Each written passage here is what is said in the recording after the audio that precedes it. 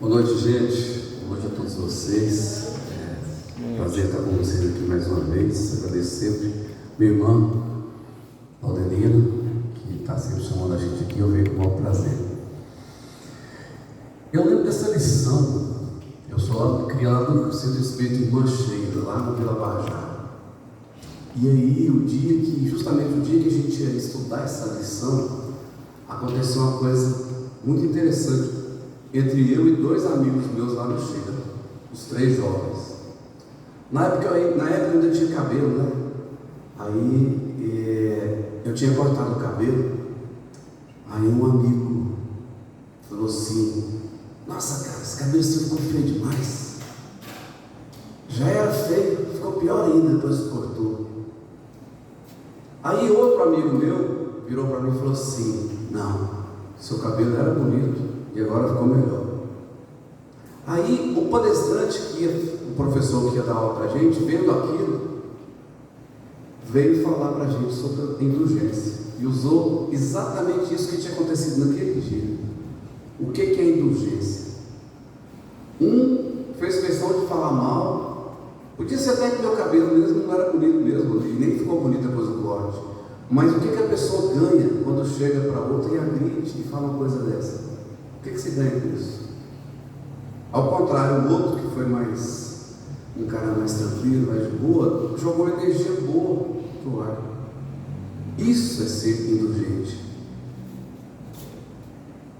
Tem um livro dos Lindos Casos do Bezerra de Menezes que conta uma coisa que ele fez, que é uma das passagens mais lindas que eu já vi na minha vida. E isso aconteceu. Bezerra de Menezes estava andando no Rio de Janeiro, e aí um ladrão foi. Claro que esse besouro é de boa, tá, gente? Ele também quer assistir a palestra. E aí o Bezerra de Menezes estava andando pelas ruas do Rio de Janeiro, e um ladrão passou por ele, pegou a carteira dele e saiu correndo. O Bezerra de Menezes nem deu tempo de reagir. Quando ele só sentiu o ladrão passar, pegar a mão na carteira dele e saiu correndo. O que aconteceu? Não deu 70 metros que o ladrão estava correndo, ele deu de cara com a polícia. E a polícia foi e pegou o ladrão. Porque a polícia pegou o ladrão, já com a carteira na mão, do Bezerra de Menezes, já preparando para prender o ladrão. Bezerra de Menezes com aquele amor todo, aquela paciência toda, chegou e falou pro ladrão assim, chamando ele por um apelido. Não é à toa que ele tinha uma intimidade, ele chamou o cara pelo apelido que o cara tinha. Ele falou assim: ô fulano, já falei para você parar com essas brincadeiras. Ele falou: poxa, pega minha carteira e sair correndo. Aí, tá vendo o que acontece? A polícia está pensando que você é ladrão. Aí o policial ficou assim, o ladrão também ficou mais assustado ainda, né? Aí o Bezerra falou assim: não, ele faz essas brincadeiras, ele tem esse negócio de ficar pegando na carteira da gente e sair correndo. E aí eu falei para ele que uma hora ele ia se dar mal. Aí o policial falou assim: o senhor tem certeza do que o senhor está me falando? É isso mesmo? Eu falei: é isso mesmo, tenho certeza. Foi apenas uma brincadeira. Isso é um exemplo de indulgência. E aí a polícia foi, deixou o ladrão junto do Bezerra. O Bezerra pegou a carteira, colocou no bolso e falou para o ladrão assim: quanto que você estava precisando? Você não sabe quanto que tem na minha carteira? O ladrão desabou e falou a situação toda que estava vivendo. O Bezerra foi com ele até a sua casa, fez compras, arrumou a ele, mudou a vida dele. É lógico que o Bezerra de Menezes é um espírito muito iluminado e ele sabia o que ele estava fazendo. E não é qualquer um de nós que pode fazer isso, porque você não sabe quem que você está ajudando. Mas é apenas um exemplo do que é o amor, do que é a pessoa que tem a condição de poder ajudar as pessoas e que tem o amor no coração. A lição falou: o que é indulgência? É você evitar não, é não fazer. Você sabe que o defeito que o fulano tem? Para que ficar falando daquele defeito que o fulano tem? Se tiver alguma coisa positiva para você fazer, de repente falar com o próprio fulano, se ele quer enxergar que você quer crescer naquele. Conversar com a pessoa com amor, com carinho, com humildade. Meu pai tinha uma técnica maravilhosa. Ele queria falar uma coisa, um defeito que a pessoa tinha, e ele começava a falar com a pessoa, falando como se fosse dele aquele defeito. Então, se ele conhecia uma pessoa que tinha um defeito X, ele chegava na pessoa e conversava com aquela pessoa como se aquele defeito fosse dele. É tipo alguém pedir conselho para mim como ter paciência, sabe? Eu estou batalhando para ter paciência essa encarnação inteira. E alguém chega e diz: Júlio, mas como é que você faz para ter tanta paciência assim? Aí você pensa assim: pô, onde é que esse cara está vendo paciência em mim? Deve ser toda encarnação, porque dessa eu não tenho paciência. Eu já estou trabalhando essa paciência.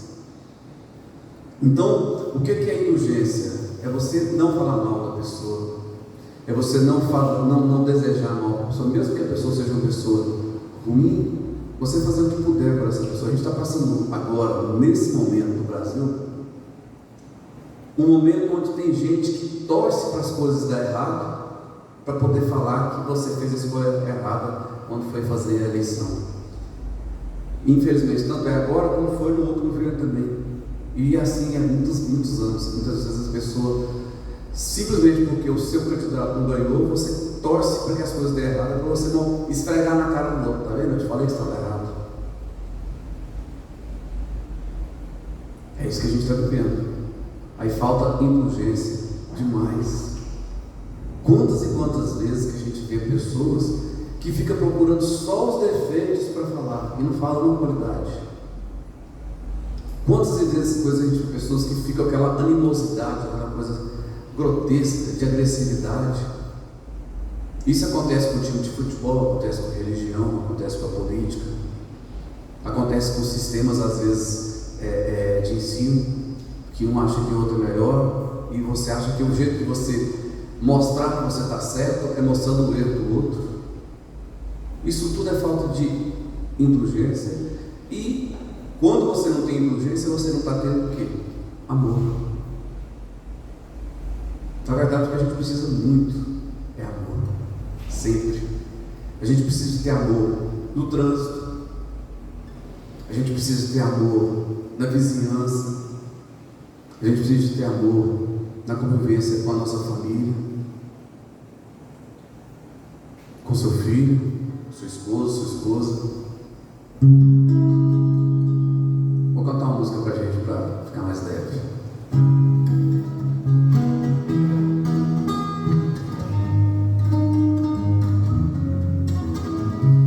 Jesus Cristo, Jesus Cristo, Jesus Cristo, eu estou aqui.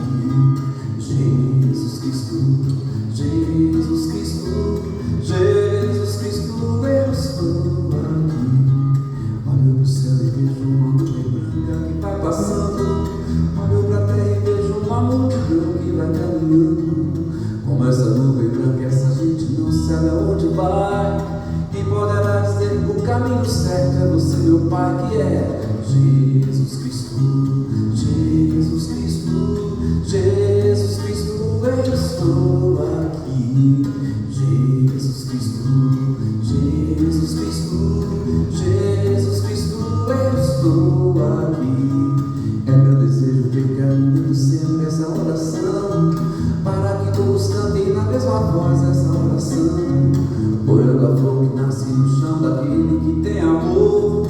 Olho pro céu e vejo crescer a fé do meu Salvador, que é Jesus Cristo, Jesus Cristo, Jesus Cristo, eu estou aqui. Jesus Cristo, Jesus Cristo, Jesus Cristo, eu estou aqui.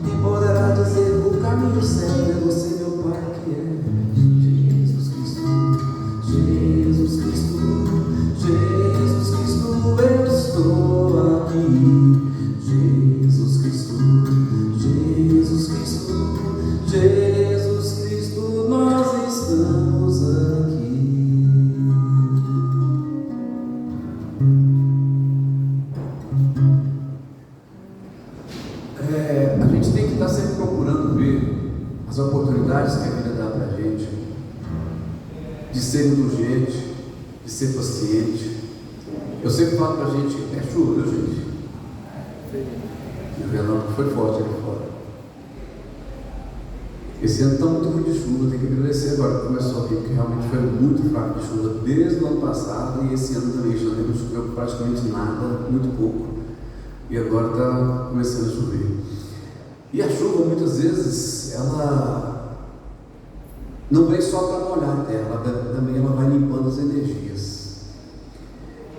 Essa lição que a gente veio hoje discutir, tudo gira em torno do amor. A indulgência é amor puro, em estado puro. Sempre que você consegue ser indulgente com alguém, sempre que você consegue perdoar alguém, eu falo sempre, o perdão é um ato, antes de ser um ato de amor, ele é um ato de inteligência. E quando você não perdoa, você vai guardando mágoa dentro de você, mágoas que vão se transformar em doenças, nesta ou na próxima encarnação.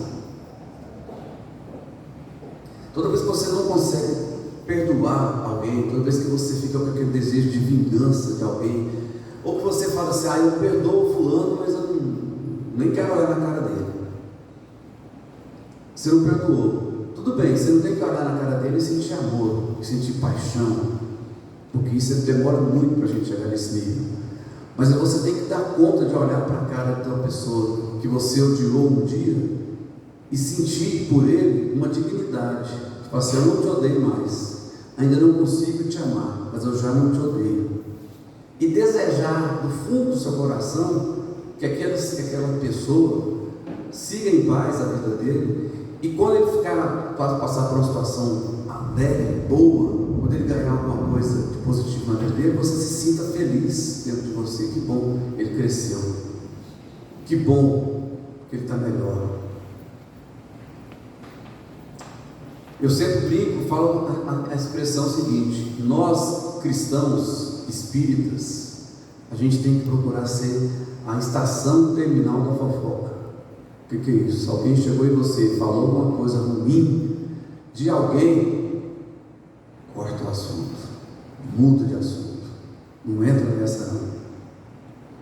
O fulano falou isso e isso de você. Então vou rezar por ele e vou procurar saber por que ele falou isso de mim. Será que realmente, às vezes o inimigo da gente vê coisas que a gente não sabe. Às vezes aquela pessoa que é seu inimigo acaba sendo seu melhor amigo, porque ele te conta de um defeito que você não sabia que você tinha. Ele começa a apontar para defeitos que você não sabia que você tinha e que você não tinha percebido. E aí de repente aquilo vai te fazer o quê? Crescer. O Chico falava, quando alguém falar alguma coisa de mal de você, a primeira coisa que você faz é rezar por essa pessoa que falou mal de você. Primeira coisa. Segunda coisa, vai analisar o que essa pessoa falou. Se essa pessoa tiver razão sobre o que falou sobre você, procure você crescer sobre isso e mudar, se você conseguir mudar. Se você analisar friamente e não concordar com o que o cara está falando, o cara falou que eu sou assim, mas eu sei que eu não sou assim. Será que não? Então vai analisar suas atitudes, seus pensamentos, suas palavras, para ver se você realmente não é assim. Se você realmente chegar à conclusão e ter a consciência tranquila de que você não é assim, aí você faz outra oração por ele, porque além de maledicente, ele é mentiroso. Então aí você vai fazer a segunda oração por ele. Primeiro você faz a oração porque ele te falou uma coisa, depois você vai fazer a sua análise, e depois você vai fazer a sua terceira oração, sabendo, pensando, bom, já que ele falou uma coisa que eu sei que eu não sou, então eu vou rezar por ele, porque está enxergando isso pelo ódio que ele sente. E quando alguém sente ódio de você, a coisa que essa pessoa mais precisa de você é da sua indulgência, do seu perdão e da sua oração. Gente, oração, eu sempre falo isso em todas as palestras que eu faço. A Rodelina está comigo há muito tempo, então eu ouvi sempre falar isso. Oração é uma ferramenta maravilhosa que todos nós temos 24 horas por dia à nossa disposição. É uma ferramenta maravilhosa. gente sabe que toda oração, ela parte lá de dentro, ela vai para o universo, ela joga energia no universo, depois ela volta para você. É assim que funciona a oração. Então, sempre que puder, está trabalhando durante o dia, lembra de alguém que está passando dificuldade. Eu tenho uma prima minha que mora lá em Minas, que eu sei que ela está numa depressão profunda, ela está passando um problema grande de depressão. Então daqui, procura mandar oração para ela, para que ela consiga vencer aquela depressão. Pensa naquela pessoa, peça para ela. Na hora que você tiver um tempinho, liga para ela. Muitas vezes a depressão pode ser curada com um simples "eu te amo, eu estou aqui, eu não posso fazer nada por você, eu sei que a sua dor é grande, mas eu estou rezando por você, eu estou pedindo por você, todos os dias eu peço por você." Sabe muitas vezes de onde que vem a depressão? Quem puder ler um livro chamado Os Exilados de Capela, se você ler o livro Os Exilados de Capela, você vai saber por que vem muita depressão que a gente tem no mundo hoje. A maioria de nós, grande maioria de nós, já vivemos num planeta onde não tinha doença, onde não tinha desequilíbrio, onde não tinha roubos, não tinha violência. A gente morava num sistema galáctico que chamava Capela. A grande maioria de nós, principalmente os espíritos. Lá em Capela, o mundo já estava bem mais evoluído, as pessoas não tinham doenças, as pessoas não tinham violência. O trabalho de todo mundo trabalhava só porque dava prazer. A pessoa tem condição, tinha condição, assim, eu quero trabalhar, o que você gosta de fazer? Eu gosto de tocar violão. Então você vai tocar violão na escola, ensinar as pessoas a tocar violão, você vai ganhar dinheiro só com violão. Eu gosto de fotografia. Então você vai trabalhar só com fotografia. Já pensou que maravilha? Esse era o planeta lá, chamado Capela. Não tinha divergência, porque quando os carros se bateram no outro, os carros não batiam, porque já tinha os vias satélites que não deixavam os carros bater. Quando ia ter algum tipo de desentendimento, as pessoas sentiam o desentendimento antes dele acontecer e já conseguiam se reconciliar. E a maioria de nós estava lá, nesse lugar. Sabe por que a gente não ficou lá? Porque quando teve a evolução planetária de lá, nós não conseguimos desenvolver a asa do amor. A tecnologia era maravilhosa. As doenças que não existiam, porque as pessoas antes, quando iam casar o marido com a mulher, já faziam o teste de DNA, porque ela já sabia o DNA há muito tempo. A sua família tem um problema assim, que pode ter um problema de coração lá na frente. A família da sua esposa tem um problema de rim, que pode dar um problema no rim lá na frente. Aí já tomava uma vacina antes de conceber a criança, para a criança já sair vacinada com aquelas, para não ter esse tipo de doença. Só que não desenvolveram o amor, não desenvolveram a indulgência, não desenvolveram o perdão. E aí, para onde que a gente veio parar? Aqui na Terra. O seu consciente não sabe disso, mas o seu subconsciente sabe disso. Então muitas vezes a pessoa está em depressão e não sabe por quê. Isso quem falou foi Chico Xavier, Divaldo Franco e Haroldo Dutra. Já falou essa mesma coisa em várias palestras que eu já vi. O seu subconsciente fica naquela dor imensa de falar assim, poxa, pensar que eu já tive um planeta onde não tinha nada disso, e eu vim parar aqui por pura falta de desenvolver o meu amor, por pura falta de desenvolver a minha humildade, por pura falta de desenvolver a minha paciência, o meu perdão. Aí você entra em depressão e não sabe por quê, mas é por isso. É de pensar, imagina quantos de nós aqui, às vezes, tem gente que acontece aqui nessa vida. Eu conheço algumas pessoas, infelizmente, que do lado material da vida, o cara já esteve lá em cima, e por pura negligência, por pura falta de inteligência, por pura falta de prudência, perdeu tudo materialmente. Quando a pessoa já teve a encarnação toda de dificuldade, toda a encarnação sempre com poucas posses materiais, ele já é depressivo e triste muitas vezes porque não tem condições. Agora imagina a pessoa que já esteve lá em cima e que levou uma ré da vida e que está lá embaixo. Isso é muito mais triste, porque ele já teve tudo e perdeu tudo. E é mais ou menos isso que acontece com a gente. Muitos de nós têm essa depressão porque lembra dos tempos de capela, onde você tinha tudo, estava num planeta muito melhor, um lugar muito mais evoluído, um lugar muito mais tranquilo de se viver, e você perdeu tudo. E agora eu tenho uma notícia pesada na vida da gente. A gente está passando por esse mesmo período aqui na Terra. E muitos de nós, se não tomar cuidado com seus atos, seus pensamentos, suas palavras, suas atitudes, pode não ter mais a chance de ficar aqui na Terra. E pode ir para o tal do planetão. Um planeta onde você vai viver lá, mais ou menos o que era a época dos dinossauros. Vai começar lá de baixo. Ir para um lugar onde não tem eletricidade, não tem água encanada. Estão inventando fogo ainda. Para você comer, você tem que sair da caverna e ir lá caçar um animal, comer a carne dele sem sal, sem tempero nenhum, voltar para a caverna para não ser feito pelos dinossauros. Infelizmente, muitos livros contam isso para a gente. E como é que eu vou saber se eu vou para esse planetão ou não? Você está fazendo a sua passagem. Cada um de nós, a cada dia, de acordo com os seus atos, pensamentos, palavras, tudo que você faz, tudo que você pensa. Quando eu comecei a estudar doutrina espírita, a coisa que eu mais assustei, Lodorina, quando falaram para mim, até o pensamento é energia. E quando você pensa uma coisa errada, você está fazendo a coisa errada, você está pecando. É a coisa mais difícil para mim. Nossa, mas pensamento é pensamento. Se você pensou em fazer uma coisa errada, você já fez.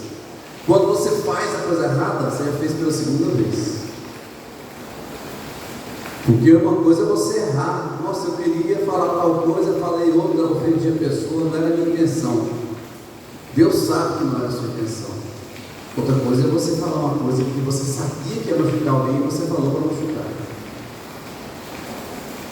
Uma coisa é você fazer uma coisa sem saber que aquilo ia repercutir mal, que ia machucar alguém. Outra coisa é você já fez aquilo, sabe que não está certo, mas o vício faz você fazer de novo. Por isso que eu conheço gente que começou a estudar doutrina espírita e saiu correndo. Não quis estudar mais, porque isso aqui traz muita responsabilidade para a gente, muita responsabilidade, saber que tudo que você pensa já é energia. Lá no mundo espiritual, as pessoas enxergam a aura dos outros, cada um faz a pergunta para si mesmo: que cor será a minha aura, hein? Quando eu morrer, que eu passar para lá, o que as pessoas vão ver em mim? Que tipo de energia que eu passo para as pessoas? A gente tem que tomar cuidado, pensar e refletir e pensar o que a gente está fazendo. O que a gente está fazendo dos filhos que Deus nos confiou, o que a gente está fazendo das pessoas que estão ao nosso redor, que tipo de energia que você passa para essas pessoas. Qual o seu nível de responsabilidade que você tem com as pessoas?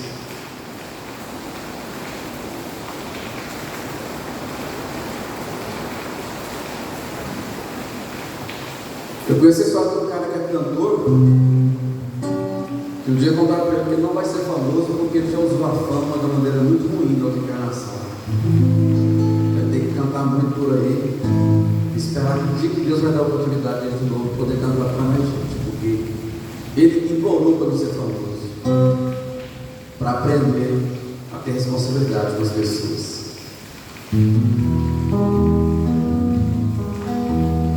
Um dia a areia branca, seus pés irão tocar, e vai molhar seus cabelos na água azul do mar.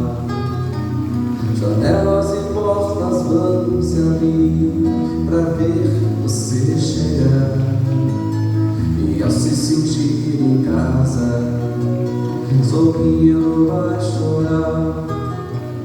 Debaixo dos caracóis, os seus cabelos, uma história pra contar de um mundo tão distante.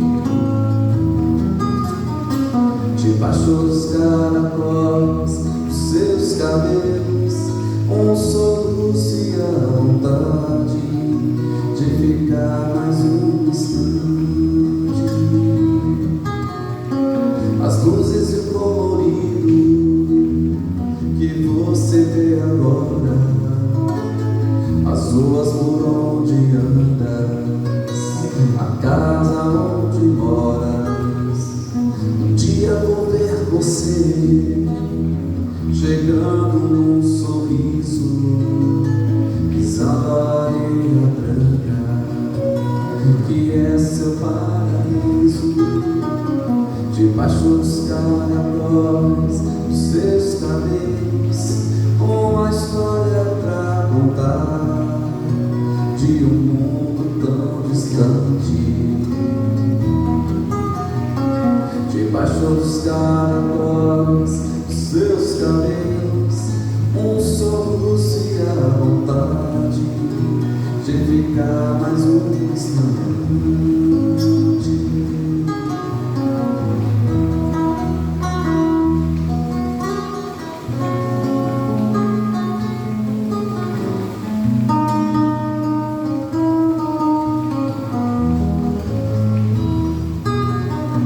Você anda pela tarde e o seu olhar do sonho deixa sangrar no peito uma saudade, um sonho. Você olha tudo e nada me faz ficar contente. Você só deseja agora voltar pra sua gente.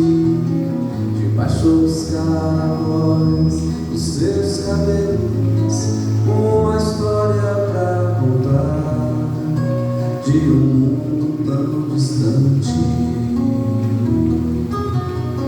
Debaixo dos caracóis, dos seus cabelos, um soluço e a vontade de ficar mais um instante.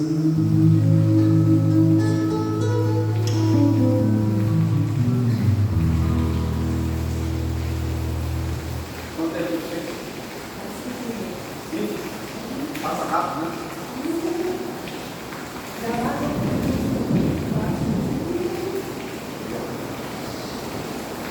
Geralmente os 5 minutos a gente deixa para conversar com vocês. Alguém tem alguma coisa para perguntar, alguma coisa para acrescentar, alguma coisa que queira falar? Está muito bom isso. Quem quiser depois olhar no meu Instagram, Júnior Seabra Músico. Seabra comigo, Seabra no sorriso. Está lá no Instagram. Lá tem meu trabalho como músico e também como palestrante. Algumas coisas a gente passa lá. Eu sempre agradeço muito. Eu não fazia palestra com violão, né? Mas eu trabalho em 2 centros toda semana. Tem um centro que eu trabalho na terça-feira, que ficava aqui no Pedro do Rio. A gente vai ter que sair de lá. Chama Casa de Auxílio Chico Xavier. Toda terça-feira eu trabalhava lá. A gente está saindo de lá porque o pessoal do imóvel pediu o imóvel. A gente vai para Jardim América, mas ainda não está pronto aí no centro lá. E outro centro que eu trabalho aqui na saída de Senador Cabedo, na Vila Galvão, chama Centro Maria de Nazaré. Lá no Maria de Nazaré que me deram essa incumbência. Falou para mim, palestrante tem muitos, palestrantes que tocam violão são poucos. A partir de hoje você nunca mais vai fazer uma palestra sem levar seu violão. E eu tenho essa missão de cantar. Eu já tive essa revelação, vamos dizer assim, em 3 lugares diferentes, com 3 pessoas diferentes, 3 médicos diferentes, contaram a mesma história. Deus queria que eu soubesse que essa é a minha missão. Eu tenho que cantar, vocês têm que me ouvir. E essa é a minha missão. Eu adoro cantar, eu sei que é uma coisa que me faz bem e que já me falaram já que a minha música ajuda a tratar as pessoas. Ah, que beleza, o carro é santo. Não, justamente o contrário. Justamente o contrário. Quanto maior a sua debilidade, mais devedora você é. Deus te deu essa missão porque Deus é misericordioso. E aí Ele fala para você: tá bom, você fez tanta coisa errada com a sua música que agora você vai ter que fazer a coisa certa, de uma maneira ou de outra. E tem que fazer. Então só posso fazer o que, gente? Agradecer a Deus, né? Ele me deu uma missão que eu amo fazer. E aí eu faço com o maior prazer. Porque também lá atrás a gente percebeu isso. E você fazendo uma coisa que você gosta, fazendo com amor, você faz bem com as pessoas e faz bem com você mesmo. Desde que você tenha a responsabilidade de saber que quando você está fazendo isso, você está tocando o coração das pessoas, você está tocando a alma das pessoas, então toque com amor, com carinho e com responsabilidade. E toda vez que a gente está fazendo uma palestra aqui, a primeira pessoa que ouve a minha palestra sou eu mesmo. Porque muitas vezes acontece sempre comigo. Eu preparo toda uma palestra. O dia que a Lutarina pediu para eu fazer essa palestra sobre esse tema, eu estudei. Chega aqui, muitas vezes eu falo coisas que eu não tinha preparado. Mas eu falo coisas que eu estou precisando de ouvir. E que tem alguém aqui encarnado ou desencarnado que também está precisando de ouvir. Então muitas vezes a gente fala assim, coisas que você não estava preparado para falar, e que você, depois que você fala, quando você chega em casa, de onde eu tirei isso? Aí eu vou estudar, está ali na lição, só que eu não tinha percebido. Mas o médium e palestrante, ele está aqui nesse momento, graças a Deus, envolvido por alguém que está aqui. E antes da gente fazer essa palestra aqui, ó, todo mundo aqui, quando pensou em vir aqui, já começou seu tratamento lá na sua casa. O momento que você pensou, terça-feira eu vou lá no gráfico para ouvir uma palestra. Eu não sei quem vai estar palestrando, mas eu vou lá. O seu tratamento já começou a vir. E o seu anjo da guarda já falou com o meu anjo da guarda, para que, se possível, eu falasse essas coisas que eu vim falar aqui hoje para você ouvir. E aí, quando você chega aqui, que você vai passar ali de passe para receber o seu tratamento, é uma maneira que Deus encontrou de colocar aquele pessoal lá para trabalhar para você. Mas o seu tratamento já está acontecendo aqui. Está acontecendo desde que você falou que vinha para cá. E vai continuar quando você for para sua casa. E o seu tratamento vai ser mais eficaz de acordo com o que você estiver fazendo na sua vida. Gente, a melhor cura que existe é a autocura. Você que está se curando. Deus, quando você vem aqui, que o pessoal vai te dar paz, vai te dar água, é um jeito que Deus colocou de todo mundo trabalhar por você. E eu estou trabalhando por vocês e por mim.